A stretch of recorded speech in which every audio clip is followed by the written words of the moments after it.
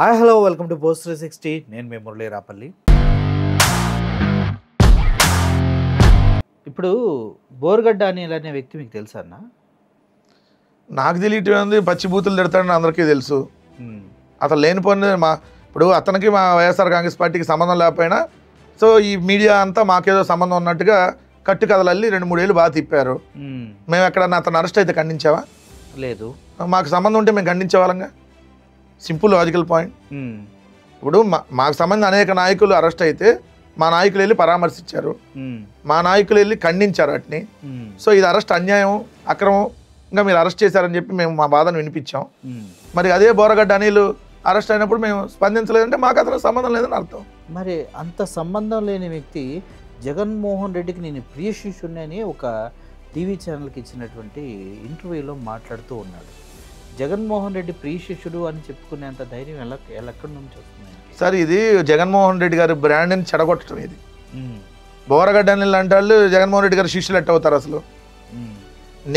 నేను మాట్లాడితే జగన్మోహన్ రెడ్డి గారు నాకు చెప్పినటువంటి మాట మీ ఛానల్లో కూడా నేను చెప్పాను. అవును, నేను ఎక్కడా కూడా నోరు జాగ్రత్తగా ఉండి మాట్లాడాలి, మనం టంగ్ స్లిప్ కావద్దు, జాగ్రత్త అని చెప్పి పదే పదే నాకు 1-2 సార్లు జగన్మోహన్ రెడ్డి గారు నొక్కి చెప్పారు. ఇంకో మాట కూడా చెప్పారు, నువ్వు టంగ్ స్లిప్ అయితే నేను కూడా ఏం చేయలేను. అదే కదా, ఎందుకంటే ఇప్పుడు అంత ప్రాంప్ట్గా ఉంటారు జగన్మోహన్ రెడ్డి గారు. సో వీళ్ళందరూ వచ్చి ఎవరిక నిన్న ఏదో నా మీద కూడా ఏదో ఛానల్లో యూట్యూబ్ ఛానల్లో వాడేవాడు వీడేవాడు అని మాట్లాడుతున్నారు. వాడేవాడు వీడేవాడు కాదు, అతను పార్టీకి సంబంధించిన వ్యక్తి కాదని మీరు చెప్పారట. ఇప్పటికీ చెబుతాను, మా పార్టీకి సంబంధం ఉంటే సంబంధం ఉందంట, సంబంధం లేదంట. ఇట్లా నన్ను అడిగారు వర్రా రవీందర్ రెడ్డి గారి విషయంలో కూడా మమ్మల్ని అడిగారు. వర్రా రవీందర్ రెడ్డి మీ పార్టీకి సంబంధించిన వ్యక్తి అవునా కాదా అని. ఎస్, అతను మా పార్టీకి సంబంధించిన వ్యక్తి అని చెప్పా.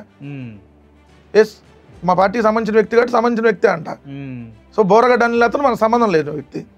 సో బోరగడ్డ అనిల్ వల్ల మా పార్టీకి ఏదైతే డ్యామేజ్ తీసుకుని వచ్చిన వ్యక్తి అతను. అట్లాంటి వాళ్ళు అసలు రాజకీయాలు కాదు అసలు.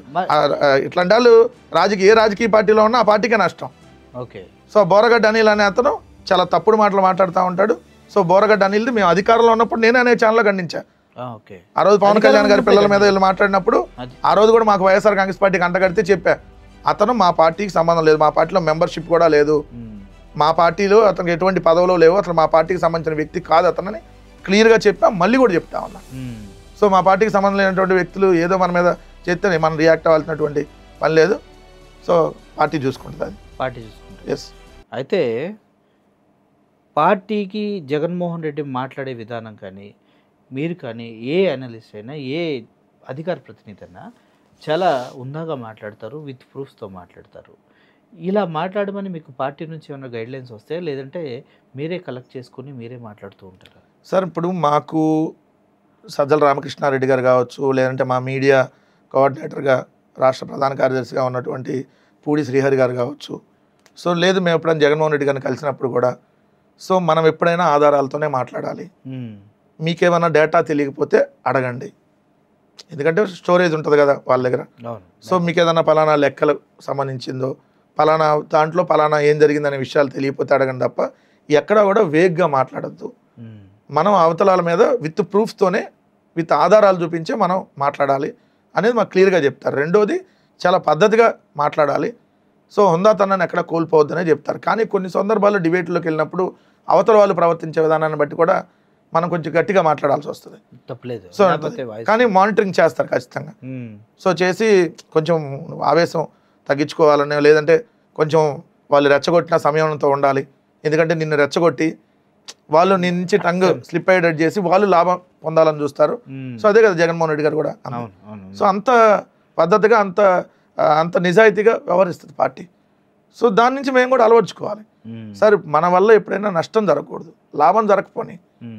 మనం ఇప్పుడు ఈరోజు వెంకటరెడ్డో లేదంటే ఇంకొకళ్ళో వాళ్ళ వల్ల ఏదైనా చిన్న నష్టం వచ్చింది అనుకోండి అంటే అది పార్టీకి డ్యామేజ్ అవుతుంది. పార్టీ అంటే ఇది కోట్లాది మంది దాని మీద డిపెండ్ అయి ఉంటారు.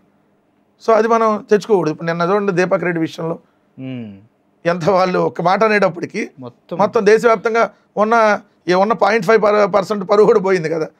మామూలుగా అయితే లేదు వాళ్ళకి, చాలా పెద్ద డ్యామేజ్. 100కి 0.5% పరువు ఉంటే అది కూడా పోయింది కదా. 0.5 అది కూడా పోయింది కదా వాళ్ళకి, తెలుగుదేశం వాళ్ళకి. ఎయిర్ హోస్టెస్ పైలట్ కావాలి అన్నదే మీ కల అయితే ఏరో ఫాల్కన్స్ ఏవియేషన్ అకాడమీ అడ్మిషన్స్ కోసం డిస్ప్లేలో కనిపిస్తున్న నంబర్కి కాంటాక్ట్ చేయండి.